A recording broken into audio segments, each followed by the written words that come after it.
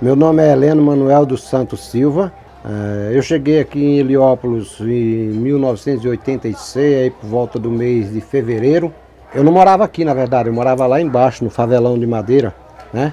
Onde era o favelão, onde tinha o alojamento, que foi do pessoal que veio da Vila Prudente. Eu comecei a morar ali, eu morava na Viela Marta, né? Eu morava na Viela Marta. E foi ali quando eu conheci a Associação de Moradores do Núcleo Heliópolis, né? Que naquela época tinha os núcleos, né? E eu conheci a associação através de um panfletozinho com uma filipetinha, né? De convite para reunião. Foi quando eu conheci a associação. Na verdade eu cheguei do serviço, né? Já à noitinha já, aí por volta de quase 6 horas. E aí quando eu abri a porta do barraco, tava uma filipetinha com umas linhas escritas, né? Chamando para uma reunião, né? Foi quando eu cheguei, fui nessa reunião, eu fiquei sabendo que era uma reunião para lutar por moradia. Eu fiquei, aí comecei a participar, todas as reuniões que tinha eu aparecia, eu participava, ouvia a reunião, tudinho. E eu queria, na verdade, o primeiro momento era curioso, né? De querer entender como que aconteceria isso, né? E daí foi que se deu desenrolar que eu fiquei participando efetivamente dentro das reuniões. E aí depois eu comecei a abrir a boca, né? Para falar, né? Falar o que eu pensava, o que eu achava, o que eu estava entendendo, né? Mas a grande maioria das pessoas também não falavam, né? Só escutavam, né? E isso aí foi desembocando, e aí chegou, eu comecei, depois com o passar do tempo, eu comecei a participar da associação. Aí eu participei de diretoria dessa associação, né? Aí comecei a andar atrás com as pessoas, as lideranças, né? Que tinha as lideranças que o José Francisco já estava, né? Ele já fazia parte da associação. Aí na época tinha o Zé Francisco, tinha o Lúcio, tinha a Creide, tinha outras pessoas, tinha a Naná, que a Naná ela é histórica, ela morava nos fundos, na verdade, onde é a associação, onde é a quadra, lá da associação, a quadra que tem embaixo, não sei se você conhece, ali era onde tinha um barraquinho que a Naná morava, né? A Naná era uma liderança histórica, né? Aqui dentro, né? Então eu comecei a participar ali. Aí eu fui começando a entender como era que funcionava, tudinho, certo? Aí depois eu conheci o Miguel, certo? O Miguel eu conheci já um pouquinho mais tarde, mas foi uma pessoa assim de grande importância, de um largo conhecimento, né? Que isso me ajudou, foi as pessoas que me ajudaram a abrir a minha mente, né? Ajudaram a abrir a minha mente para enxergar o mundo. Na verdade, o mundo que eu enxergava não era o mundo que eu enxergo hoje. Porque, na verdade, eu não saía do meu dia a dia, né? Porque eu não conhecia exatamente nada. Primeiro que eu vim para cá, eu cheguei aqui no ano de 86, que eu já falei, e eu não tive escolaridade.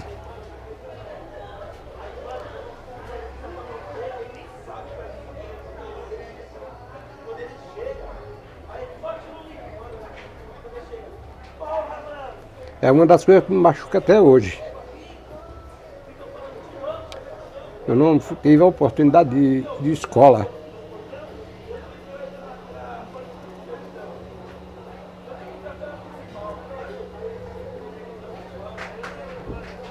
Porque eu vim de Pernambuco, né?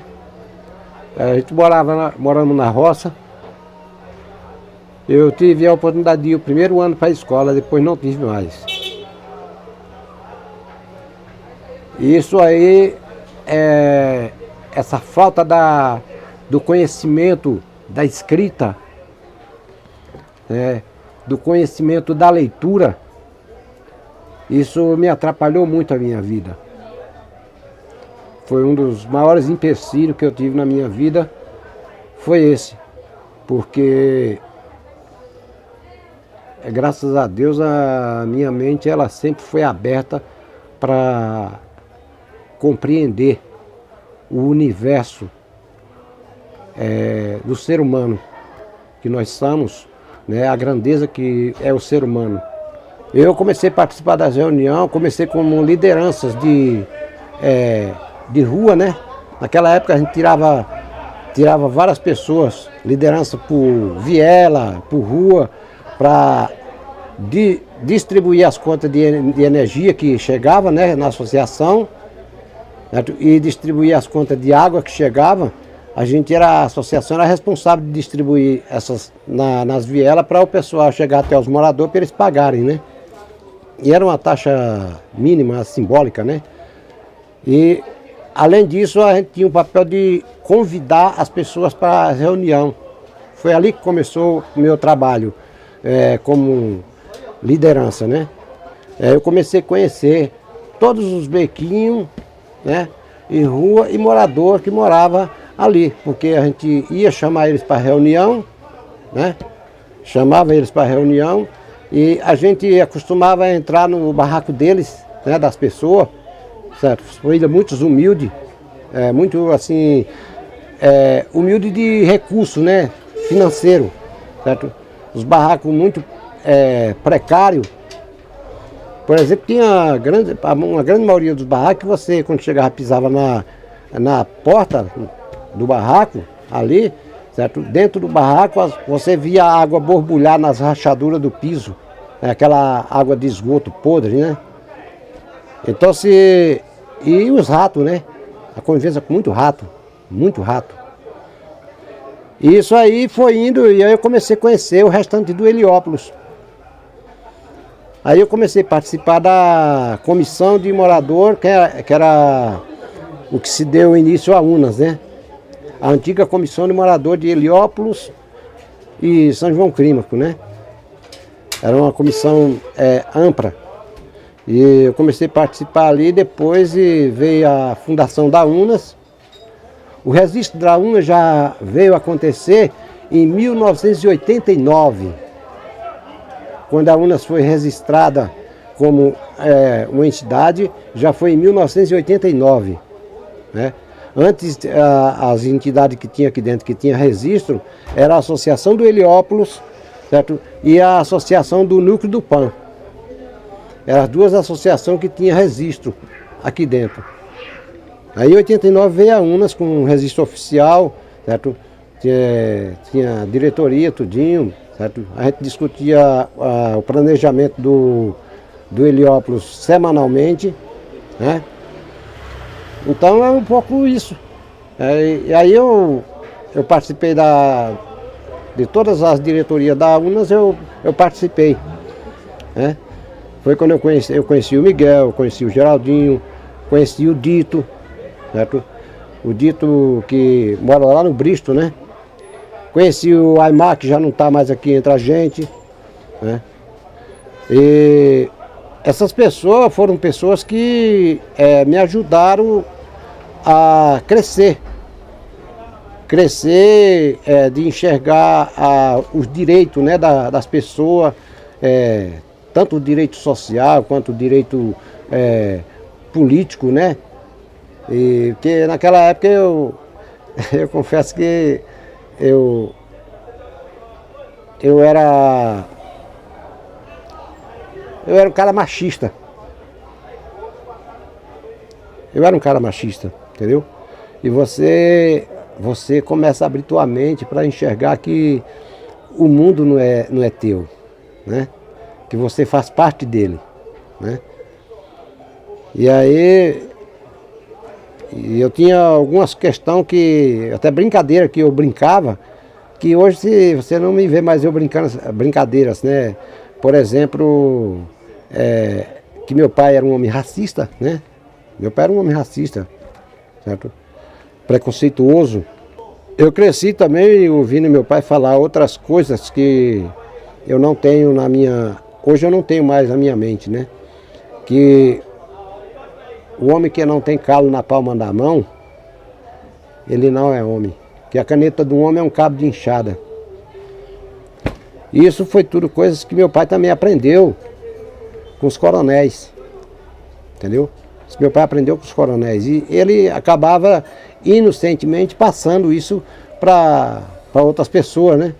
E eu cresci ouvindo isso. E isso aqui, quando eu cheguei aqui, comecei a me deparar com essa situação, com outras pessoas, com um conhecimento que eu nunca ouvia falado, né? E aí eu comecei a ver que aquele mundo que eu enxergava era um mundo totalmente errado, totalmente torto, né? E aí eu comecei a enxergar que o machismo, o preconceito, certo? O racismo, certo? Ele não leva um homem a crescer, ele só leva um homem a entrar para a escuridão. Ele entra para um caminho escuro que fica só naquele mundo dele. Ele não consegue sair daquela bolha que ele está, certo? Se ele não abrir a mente para enxergar o que pensa diferente, certo? O que enxerga diferente. Teve uma outra coisa que foi interessante, que é a pastoral da moradia, que era basicamente da igreja, né? Era ligado à igreja, porque o Miguel era um agente pastoral, né, que ele fazia o trabalho da igreja, certo? Mas ele levava a mensagem da luta por terra, da luta por direito, né, da luta por morar, né? E isso aí foi, eu conheci várias pessoas importantes, né? Interessante, que ajudava a gente a enxergar as coisas. O Padre Dedinho não foi um. O Padre Dedinho era da Paróquia Santa de Virgem, e ele foi uma pessoa que nos ajudou muito aqui, certo? Isso já foi na minha época, o Padre Dedinho, né? E tinha outras pessoas, o Frei Sérgio, que era um dominicano, cheguei a conhecer ele, pessoa muito importante, entendeu? Ajudou muito na questão da formação de lideranças, né? E depois eu conheci o Frei Pedro, teve o Frei... cheguei a conhecer o Dom Paulo, certo? Uma pessoa que o que a gente precisava, a gente batia na porta da igreja e eles nos ajudavam. A igreja, ela teve... O papel dela foi um papel assim riquíssimo, porque ela não fazia só o trabalho da igreja, né? Ela nos apoiava na nossa luta.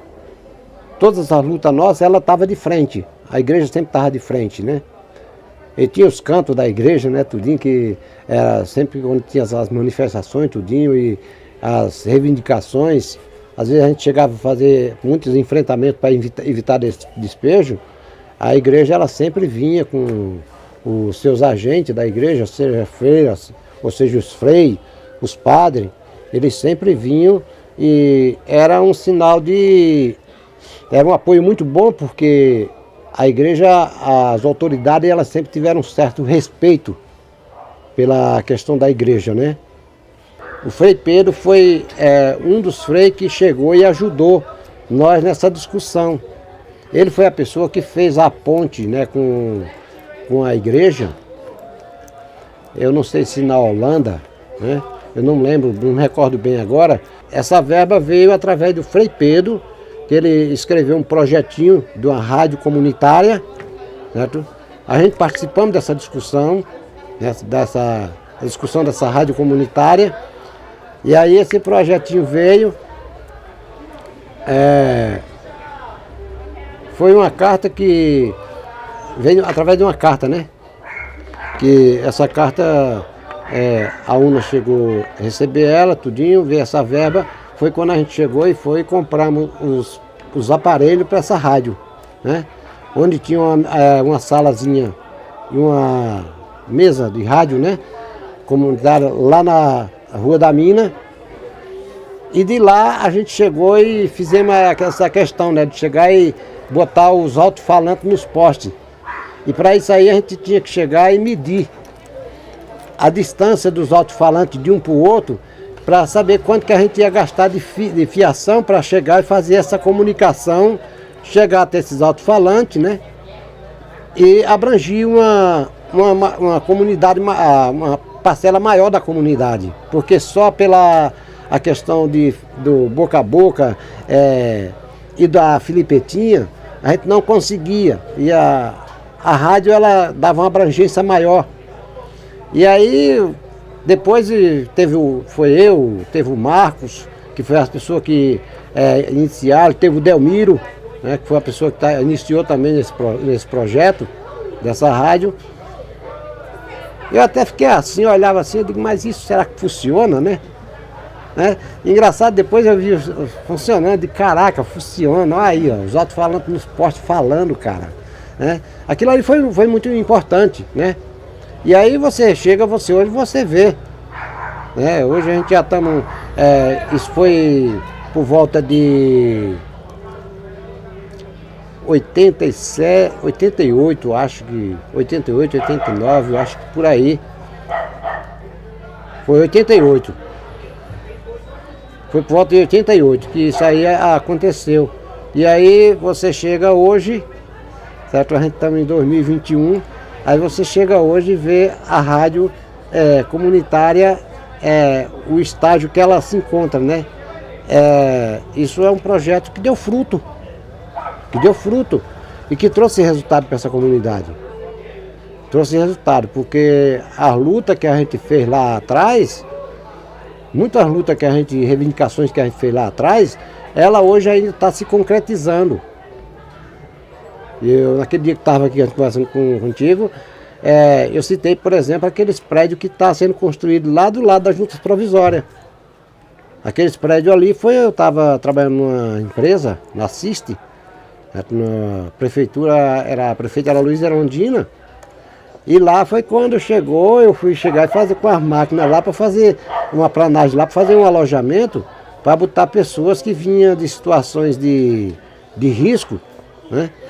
Para chegar e depois elas ir para a moradia definitiva, que seria a construção daqueles apartamentos que está sendo construído lá, certo?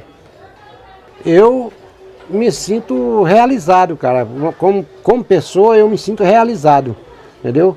Não pelo que consegui, materialmente falando, o que eu consegui foi essa casa que moro e que trabalho, né? Foi tudo que eu consegui com essa luta, né?